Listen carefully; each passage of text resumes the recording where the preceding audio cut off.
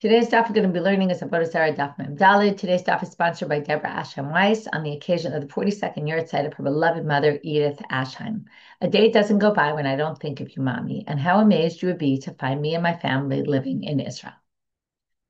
With that, we'll get started today's daf. We're going to start with a Mishnah at the bottom of Mem Gimel and Bet we saw last class. Rabbi Yossi Omer, Shofchek, right? We're in the middle of figuring out how we destroy idols. When we get into the country of Israel, we see idols, are commanded to destroy them. So Rabbi Yossi says, Shofchek v'zorel roach o matil yam. Crush it up into pieces and into little, like a powdery substance, and scatter it into the wind or throw it into the sea. Amrulo, the rabbi said, Afuna sazevel. But then it's going to be used as fertilizer. And you're not allowed to benefit at all. Mentioned last class, it's part of this machloket of zev gorein, according to the Rashbam anyway. Two things that combine together, is that considered forbidden or not? Anyway, we'll put that issue aside. So now we start with the Gemara, and we're going to have, and today we have a study guide, and you'll see, I'll share my screen for a minute. You'll see in the study guide, we're going to have each time we're going to have a proof of Rabbi Yossi. We're going to have a Braita, and in that Braita, we're going to have a whole discussion back and forth between Rabbi Yossi and the rabbis. Rabbi Yossi is going to keep quoting sources to try to prove his opinion, and the rabbis are going to respond. Okay, so Rabbi Yossi is going to basically try to prove to us there seems to be no problem of benefiting from the dust of, right, the dust that might fall from the crushed up idols falling a little bit on the ground. So Tanya, Amar lahem Rabbi Yossi, v'alo kvar ne'emar, it already says, ve'et chatotechem, asher asitem et ha'egel, lakachti, ve'esrof oto ba'esh, ve'ekot oto tachun hetev, ad asher dak la'afal, v'ashlich et afro el hanachal hayoreh b'nahar. Okay, so we have this pasuk, it's by Chet ha'egel, and it says, the chatatchem that you did from the egel, right, the sin that you did by the golden calf. Okay, I'm just looking for the source for the pasuk. It's in Sefer Dvarim. Okay, it's in the recounting of the story. Moshe says, I took the sin that you did from the egel, esrofo to be'esh, I burned it in the fire, ekoto to tachon hetev, and then I crushed it up into little pieces, adasher dak la'afar, until it was just like dust, and ashlich et afaro el hanachal yorei menahar. And I threw the dust, right, all what was left, into the stream that went down the mountain. Now, as opposed to throwing something in the yam, like in the sea, which goes into the depths of the sea, if you send something into the nachal, what happens? It washes up on the sides and it basically fertilizes the land. So here comes Rabbi Yossi and he says, look, this proves my point. To which Amrulo, the rabbi said to him, Misham Ra'aya, this is your proof. Harei hu omer, vayazer al pnei hamayim, vayashke b'nei Israel. Wait, but it says in Sefer Shemot, when it describes what happened, what was the purpose of Moshe crushing it up into little pieces? He scattered it specifically into the water, and he had the people drink the water. Lo nitkaven ela libadkan kisotot. What he really wanted to do was to have the water check them. Okay, there's a Gemara that talks about that the people of the who sinned in Chet Egel died in three different ways. Some died by the sword of the Levites, some died in a plague, and others died by having this hydrokan, which was a stomach issue, and like a disease that happens with the explosion of the stomach, and this or some sort of disease in the stomach or the insides. And this came from the drinking of the water. So the reason why Moshe crushed it up into little pieces was actually to put it into the water so that they could be checked like the sota gets checked. And then if they were guilty, they would die. If not, they wouldn't. And therefore, it wasn't scattered like we thought before. And the way the rabbis would explain the original pasuk, means take water from the nachal, put the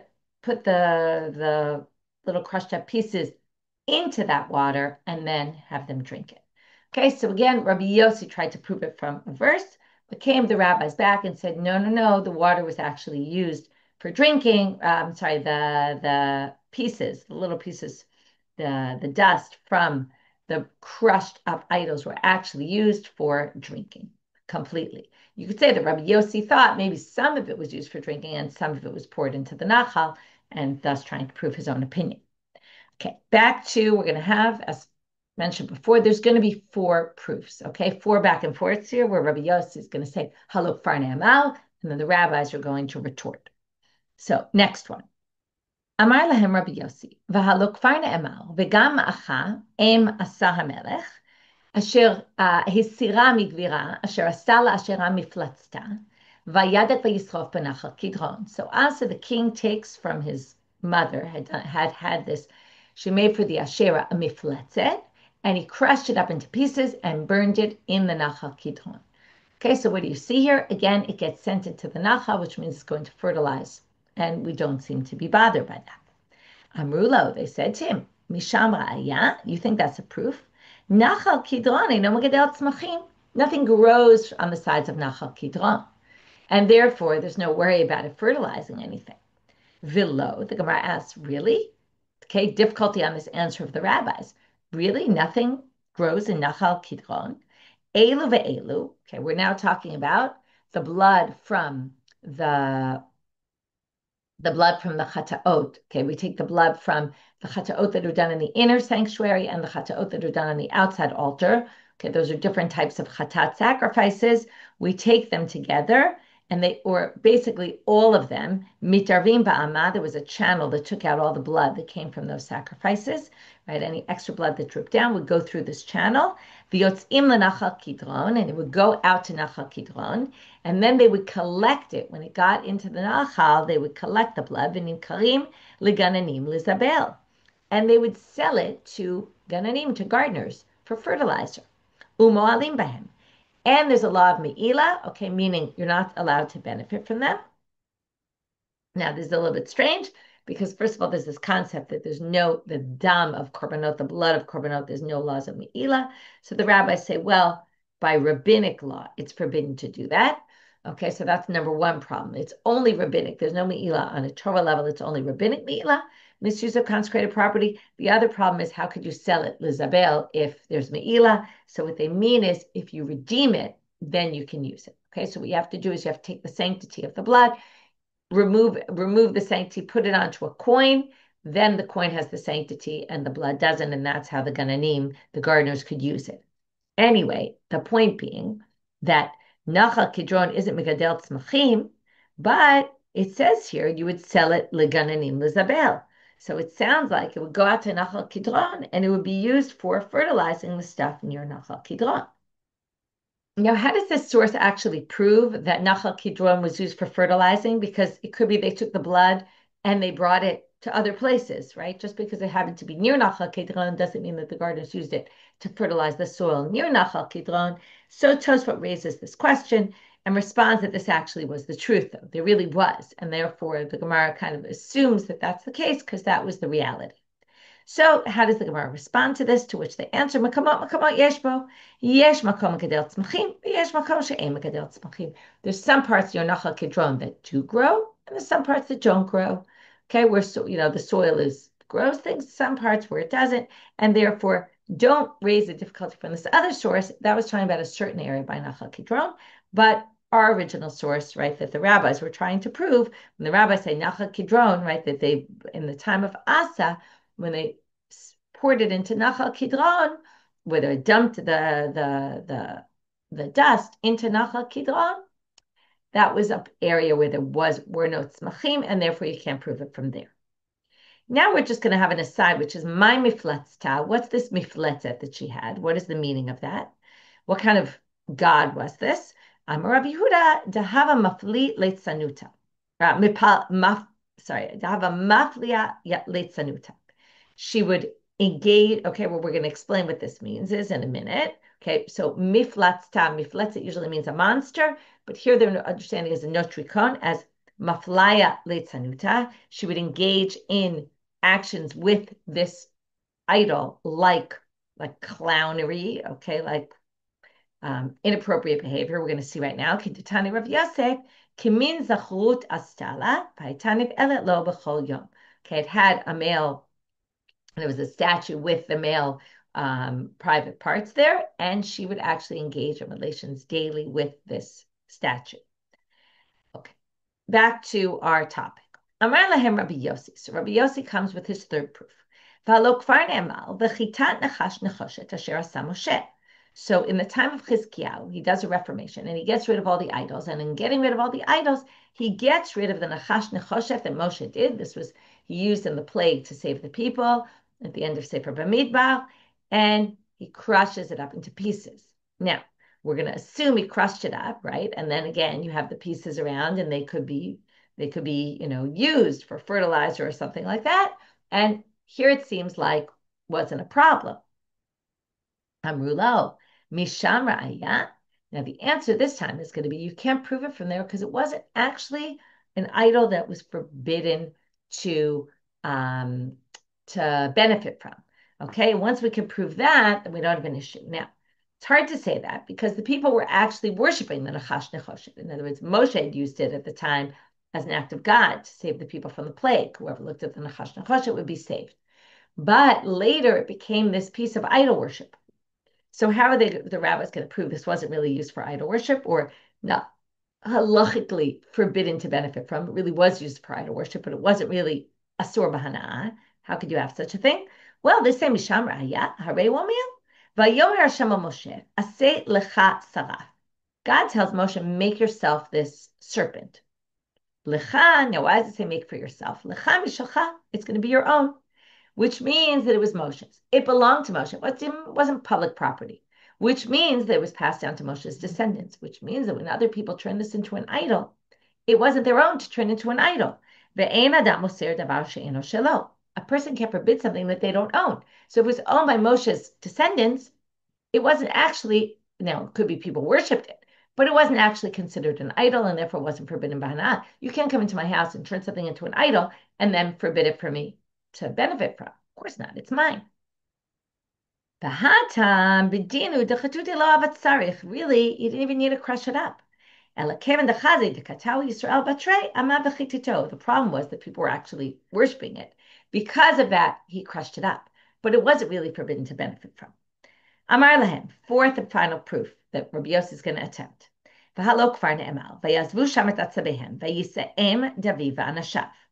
Okay, so the first thing we're going to say is, this is, David fights against the Plishtim, and then it says, they left their atzabehem, and vayisa'im. Now, yisa'im usually means he carried them. We're going to understand vayisa'im as he scattered it, okay, crushed it up and scattered it all over. Okay, that's what David and his people did. Now, the first question we're going to have to explain is, how did you get from vayisa'im to scattered? How do you know that that means it was scattered? Rav Yosef, as Rav Yosef translated that passage, Tizreim v'ruach tiseim. Scatter them and the wind will carry them. But Yisaim is really the wind is going to carry them. So what it means is they were crushed up, and then, right, David and his people crushed it up, and then the wind scattered them. And then you see, Rav Yosef can prove his point, right? And Mitargaminan, so the pasuk says, right, there's a Tizreim, one second. Right, this is actually, this is a different pasuk. This is a pasuk in Yeshayahu, which is Tizreim v'ruach tisaim, and the wind will carry it. And in Mitargaminan, and the Targum on that pasuk is Tazrinan v'ruach titaltalinan, okay, which is scatter it, and the wind will carry it. So, and scatter it basically, because when the wind carries something, what does it do? It scatters it. So now, what they want to prove here is the word ruach tisaim, the wind will carry it. The word carry is actually translated here in this pasuk in Yeshayahu, totally different pasuk, as titaltalina. It will be kind of scattered everywhere or carried everywhere. So now we're going to say, and therefore in our pasuk of Yisaim David, Rabbi Yossi explains, is going to mean scattered. And that proves my point. It was scattered, the Avodah Zarah, and it was permitted. Amruleh, they say to him, the rabbis, Misham Ra'ya, you want to prove it from there? Harei Yomil, look at the parallel pasuk in Divrei HaYamim. This story comes up in Shmuel Bet, and it comes up also in Divrei HaYamim. Now, when you have parallel stories, sometimes the words are different. So the verses are identical, except instead of Vayisa'im, it says Vayisarfu Ba'esh. It was burned.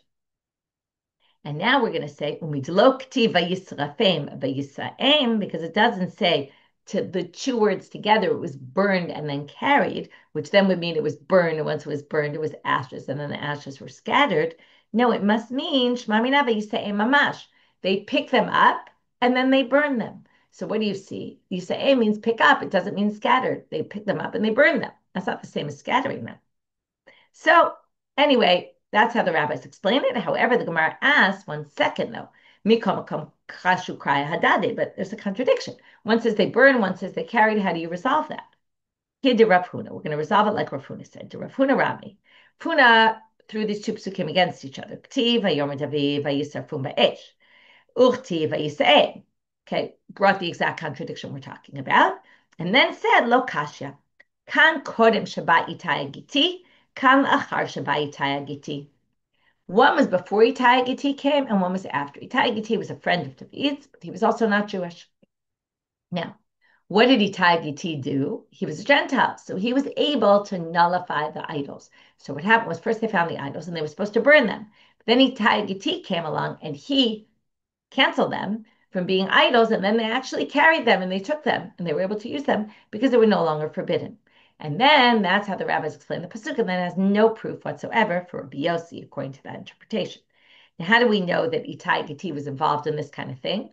Well, not from our pasuk, but from a different chapter in Shmuel Bet, where Itai Giti comes in. I'm going to see right now. So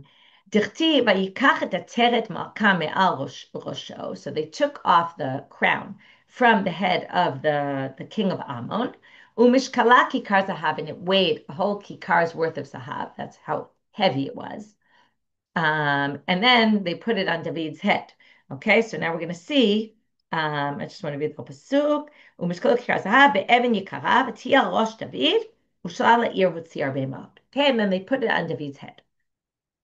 Now, Amrav Nachman, so Mishari, how did they do this? Okay, this crown of the king of Ammon, this is actually the crown of it was actually from sorry, I have to correct myself. It was a crown from the god of the king of Ammon, and it should be forbidden to benefit from. So they say, second, Ateret Malkam Ammon, right. Avodah Zarah Shalahem Malkom Shma. Okay, Rashi says, it was Ateret Malkam is the Atara of Malkam, which was their god. Okay, so now, and that they prove from Psukim that Malkom was their god. So now they say it should be forbidden to benefit from. So they answer, Amrav Nachman, Itai Giti Ba'u Bitla.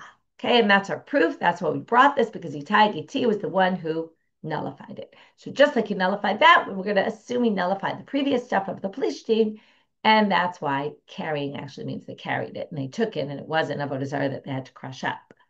And against Rabbi Yossi's proof.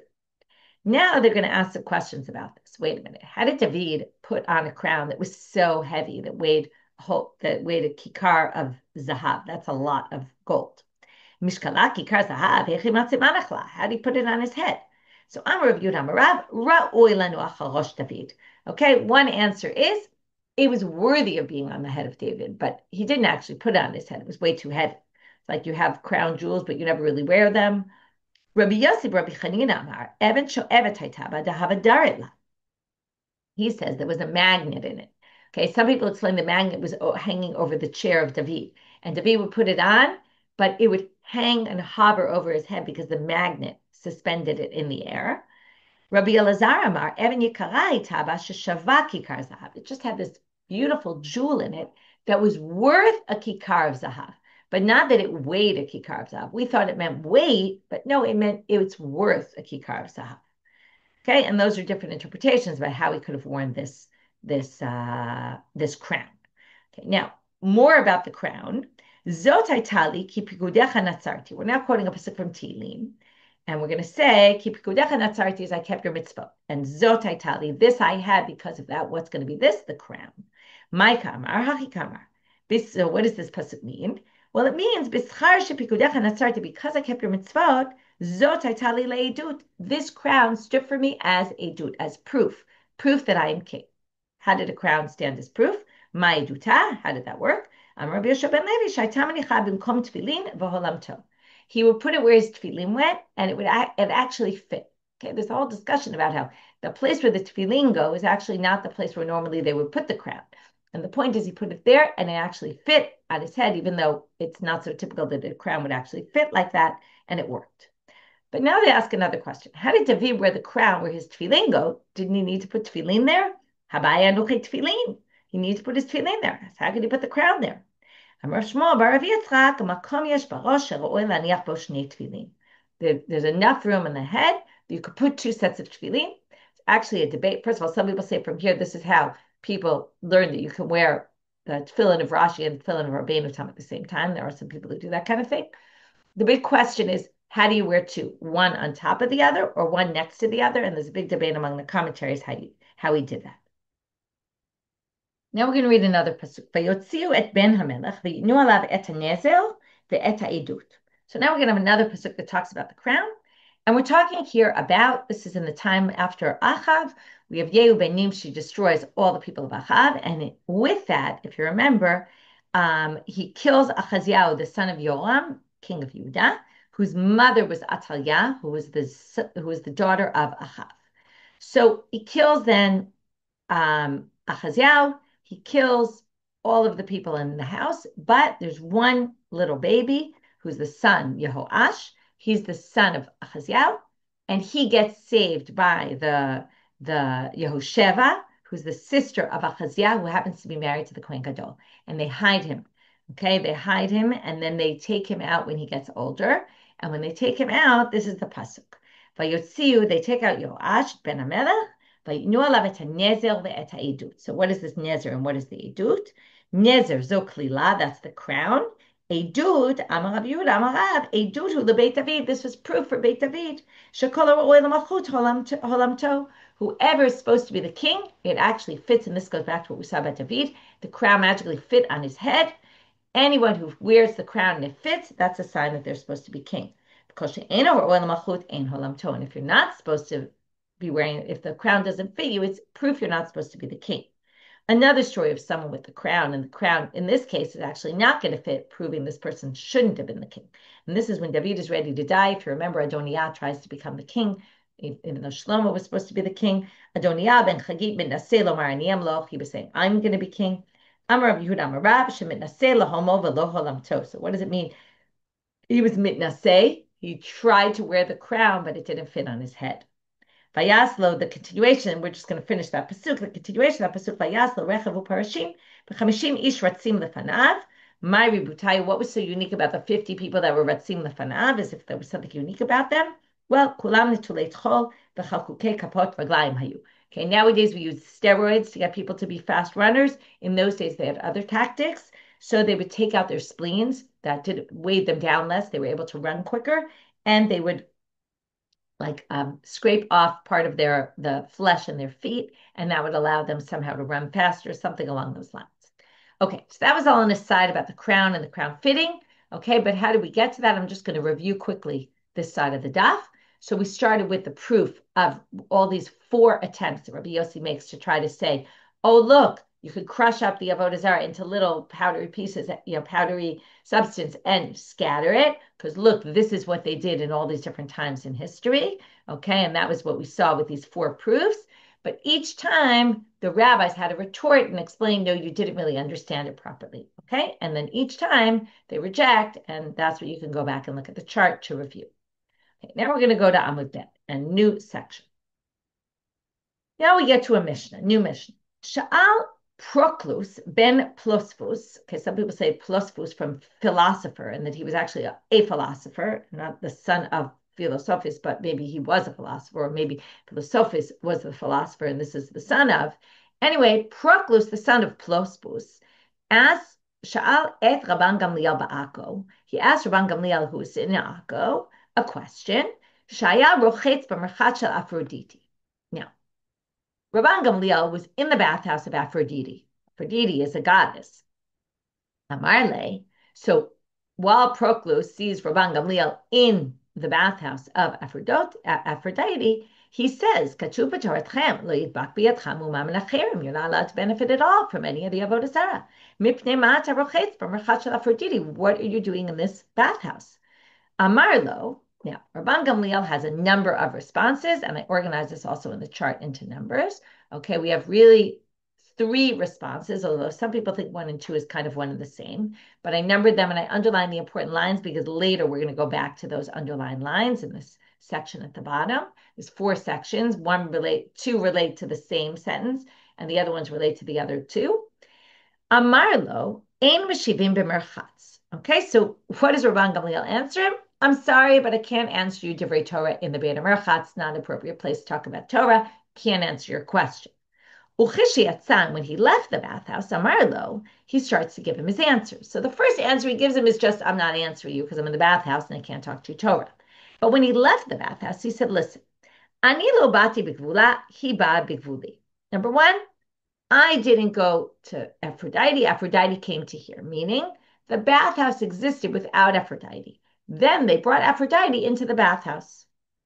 Number two, ein omrim na'aseh merchatz noi la'Aphrodite, ela omrim na'aseh Aphrodite noi lemerchatz. Now this is kind of like the previous one because what it's saying here is we didn't say let's make a bathhouse, a beautiful bathhouse to serve Aphrodite. No, we said bring Aphrodite here into the bathhouse so that it will decorate the bathhouse. And it's just decorative. It's not an idol. Davar acher, a different answer. Someone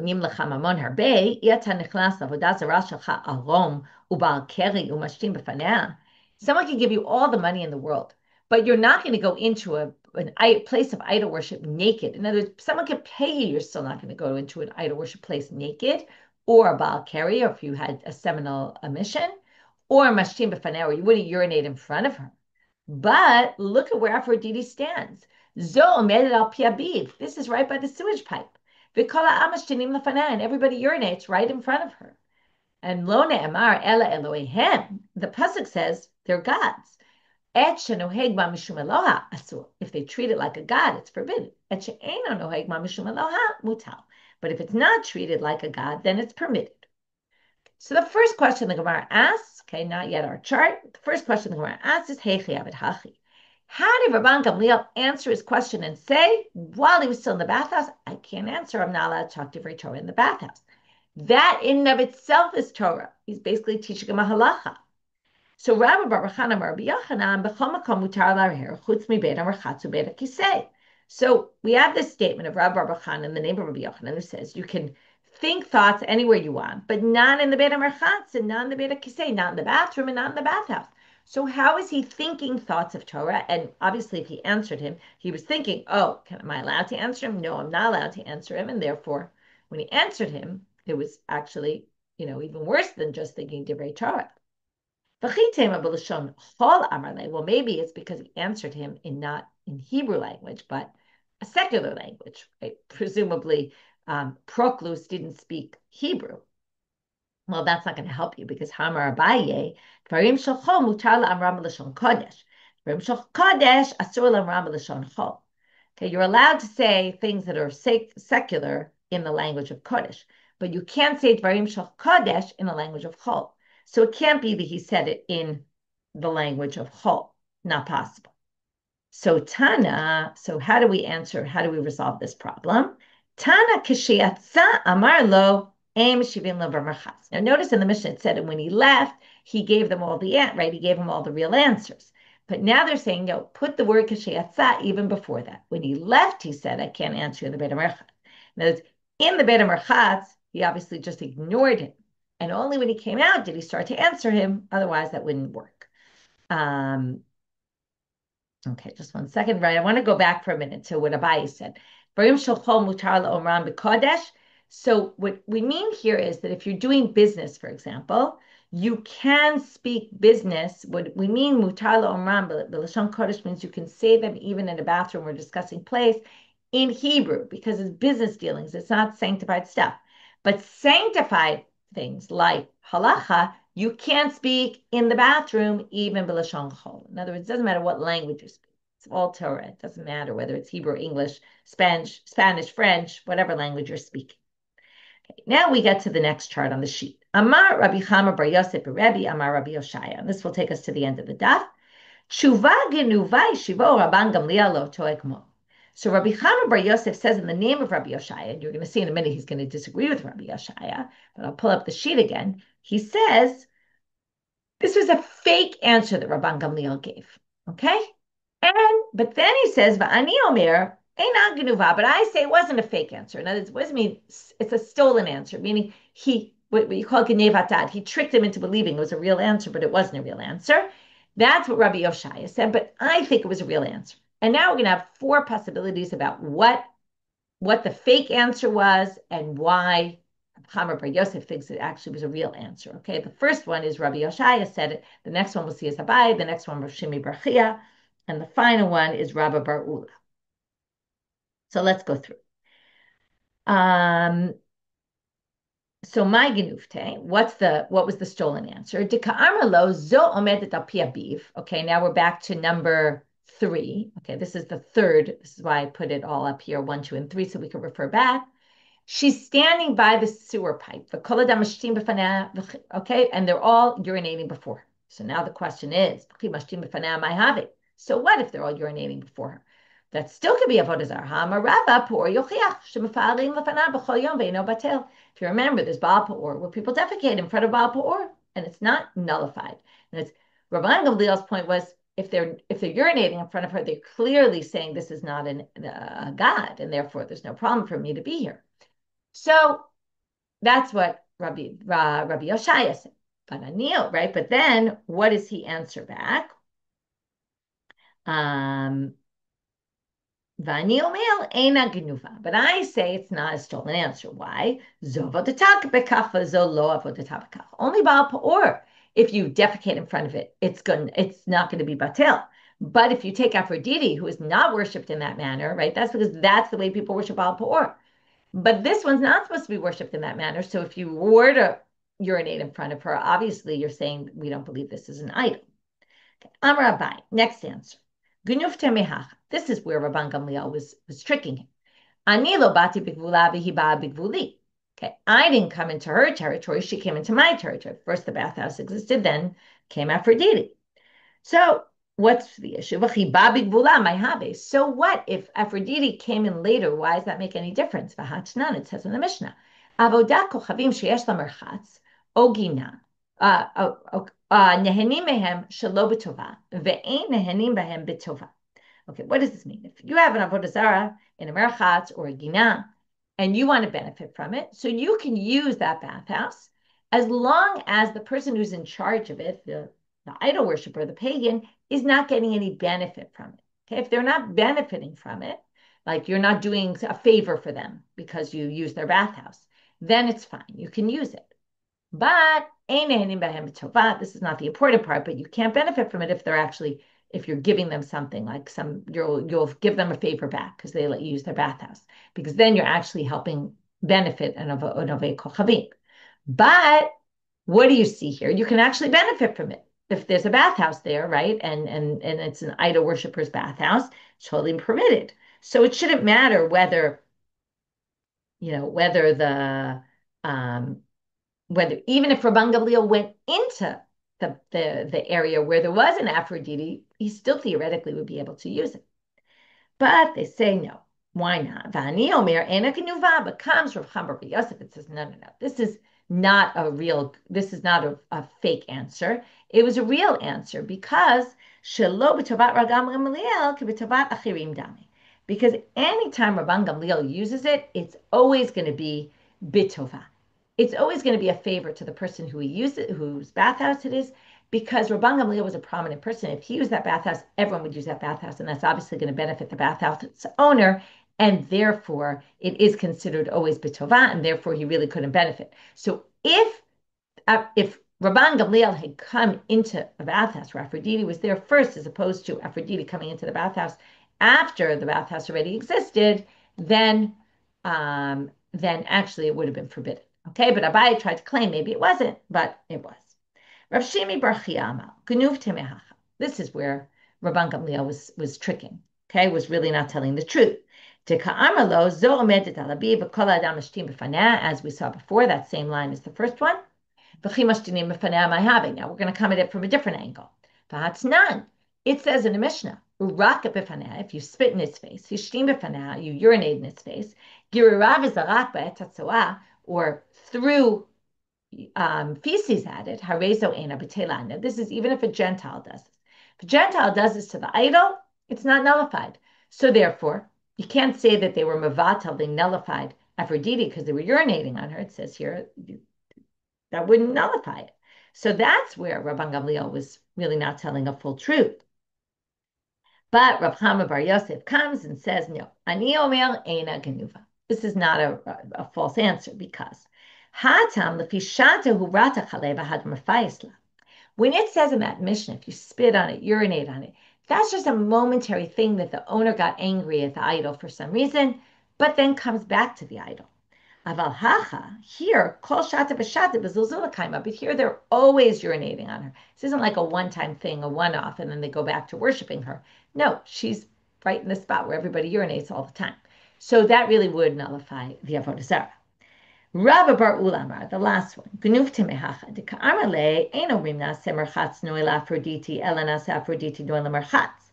Okay, again, we don't say that we're going to make the merchatz for Aphrodite. No, it was more that Aphrodite came to make the merchatz look beautiful, okay, which means it wasn't for idol worship.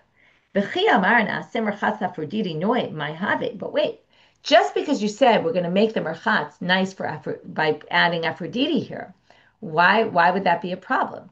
Sorry, if we said we're going to make a merchatz for Aphrodite, okay, now we did, right? He said we didn't say na'aseh merchatz noel Aphrodite. But what? If you had said that, my habit, it would have been forbidden. It wouldn't have been. In other words, if you had said, we're going to make this merchatz for Aphrodite, that still wouldn't turn into a Avodah Zarah because ha'omer by v'hatanya, it says in a Braita. Now that means basically what Rabban Gamliel is saying, this is going to be the critical part here. Just by saying that we're going to make this merchatz beautiful for Aphrodite, that would be like in our terminology of consecrating something for the temple. That would be designating it for an idol worship, and that would already make it forbidden. But actually, that's not forbidden because it says ha'omer ba'etzel avodat kochavim. There's actually no concept of hekdesh by avodah zarah. So if you say this house is for avodat kochavim, this cup kos zel avodat kochavim lo amar klum she'en hekdesh avodat kochavim until it's actually worshipped, like they sacrifice something to it, not considered an idol. Now, comes Rav Chama Bar Yosef. It says va'ani omer eina genuva nihidi itzure lo mitzare mnoy mi'ika. Now, while we're going to say, okay, it's not actually forbidden b'hana'ah, but it's still, that's doing something for an idol, and it wouldn't be appropriate for Rabban Gamliel to be going to a bathhouse like that. So he was actually telling the truth. Okay, so what we did in this section was we saw this question, the Proclus Ben Flosfus asked Rabban Gamliel, and number one, we dealt with his response. How could he have said, I don't answer in the bathhouse, right? Which we had to resolve. And then the three things he said, of those three things, we have four possible problems with, seeming that maybe they're not actually accurate what he said, and that he really just gave an answer without any real basis. But in the end, Rabbi Chama Bar Yosef proves that no, actually these all had good solid basis, and Rabban Gamliel was actually giving a solid answer. By the way, we've had conversations with Gentiles before where sometimes they give these answers that are just to kind of push them off. They're not actually the real answers. So it's not crazy to think that Rabban Gamliel actually didn't tell them a full answer, but Rav Chama basically provides a basis of support for this. And with that, we're going to finish today's daf, and wishing everyone a Shabbat Shalom.